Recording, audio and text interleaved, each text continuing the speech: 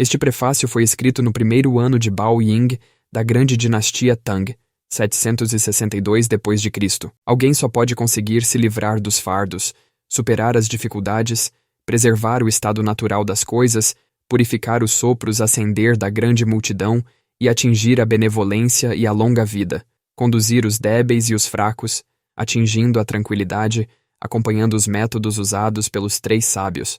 O prefácio do livro da história, Shangshu por Kongangua, dizia que os escritos de Fu Xi, Shen Nong e do Imperador Amarelo eram chamados os Três Pináculos e que estavam discutindo o grande caminho.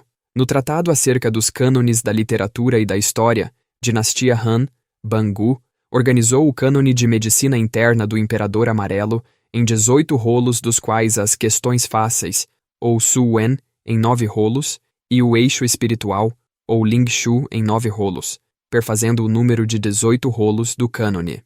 Embora os anos tenham mudado e a época seja diferente, embora as palavras tenham sido colocadas como um conjunto e tenham virado objeto de estudo, por isso mesmo, esse livro foi preservado. Temeu-se que a pessoa errada pudesse deter a informação, assim, de tempos em tempos, algumas partes foram escondidas. Dessa forma, o 7º rolo foi escondido pelo mestre Xi, e o livro Questões Fáceis que hoje possuímos só tem 8 rolos. Seja como for, seu estilo ainda é conciso, suas ideias são vastas, seus princípios são recônditos e seus propósitos são profundos. Com sua ajuda, os fenômenos do céu e da terra se sobressaem. O estado de Yin e de Yang é mantido íntegro. Foram expostos os motivos de alteração e os sintomas de morte ou sobrevivência do paciente mantidos acessíveis. Não é necessário deliberar acerca desses princípios com os outros. Eles estão de maneira unânime longe e perto, e o implícito está em perfeito acordo. Se você examinar as palavras deste documento, se você achar que elas contêm provas, se você verificar os fatos, não encontrará erros. Portanto, ele pode ser chamado a fonte do princípio primordial e o início da preservação da vida de cada um. Mesmo que alguém possua talentos naturais, um profundo e maravilhoso conhecimento, não obstante ele ainda tem necessidade de elucidações textuais e filológicas para proceder de forma exemplar. Ninguém pode caminhar se não houver uma trilha, e ninguém pode sair se não houver uma porta. No entanto, se alguém concentrar sua atenção na pesquisa acerca da essência e dos traços das fontes implícitas e ocultas das coisas, ou conhecer verdadeiramente as características importantes deste documento, será capaz de conhecer minuciosamente o essencial como um chefe experiente, que quando abate uma vaca, pode ver somente os espaços dos ossos e músculos da vaca, em vez de ver seu corpo como um todo, e será bem-sucedido, como se tivesse a misteriosa assistência dos espíritos e dos deuses. No passado, muitas pessoas foram notáveis e famosas durante uma geração e de tempos em tempos. Tal como na dinastia Zhou, houve Sua Excelência Qin Yueren, cerca de 220 a.C. Na dinastia Wei, houve Sua Excelência Zhang Daoling, 156 d.C. e Sua Excelência Hua Tuo, falecido em 220 d.C., todos eles renovando diariamente sua aplicação dos princípios e conseguindo uma multidão de seguidores.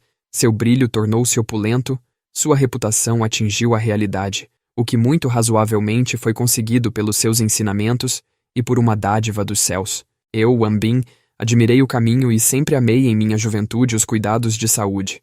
Afortunadamente, cheguei ao cânone do Imperador Amarelo, cuja função era a de um espelho que pode guiar o tratamento.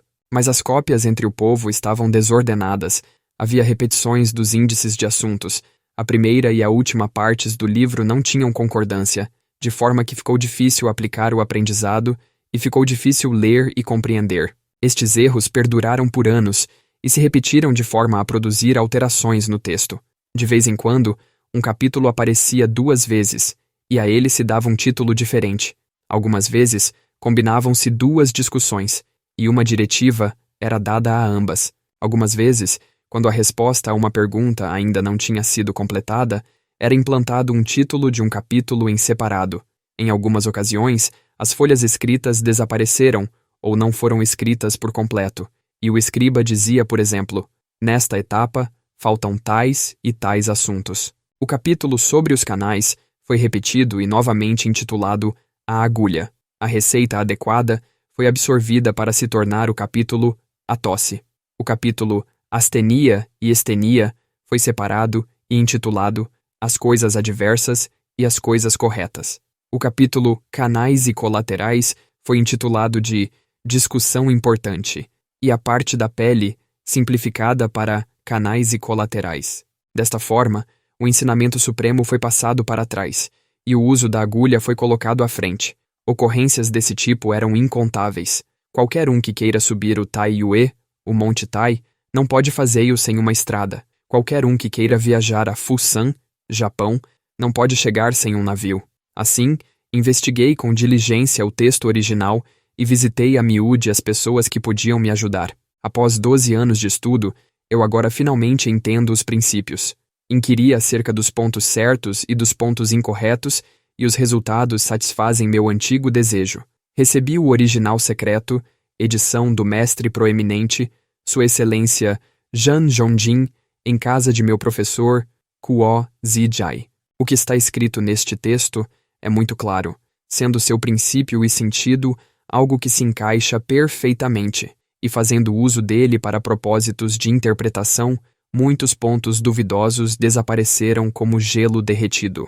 Como temo que este texto possa ser perdido em minhas mãos, e como consequência, o material de ensinamento desapareça, escrevi um comentário a ele, para que se perpetue eternamente. Fiz uma mescla entre este e o texto do qual estou de posse, em um livro de 81 capítulos e 24 rolos.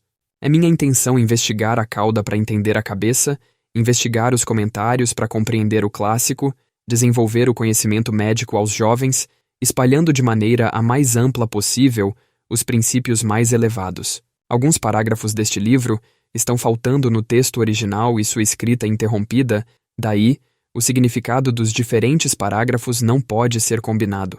Tentei encontrar a parte faltante dos clássicos e ensaios e transplantá-los para preencher as lacunas. Nesta edição original, alguns títulos e tópicos foram perdidos, e não há clareza nas explanações. Portanto, há títulos faltantes.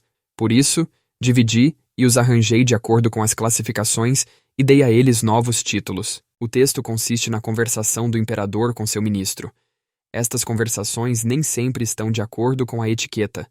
Em tais casos, acrescentei algumas palavras a fim de enfocar suas posições, a exaltada e a humilde. Há também alguns parágrafos errados e caracteres confusos, alguns dos quais sobrepostos. Tentei determinar seu significado e omiti as partes confusas e sobrepostas para preservar as porções essenciais. O significado de algumas palavras é profundamente obscuro e é difícil explicá-las, por isso de forma corrente, razão pela qual estou escrevendo um outro livro chamado Xuanju, Pérolas de Mistério, a fim de explicar os significados. Todas as palavras acrescidas por mim estão escritas em vermelho com o propósito de distingui-las entre o novo e o antigo e evitar confusão entre as palavras. Todos meus esforços foram empregados para tornar claro o texto, para preencher as leais esperanças e desejos do imperador e para pôr em destaque as palavras profundas, de tal maneira que sejam como estrelas suspensas bem alto no céu, onde a estrela Kui não possa ser confundida com a estrela Jung, e que sejam como um poço profundo, que seja tão claro que se possa distinguir peixes e tartarugas sob a água.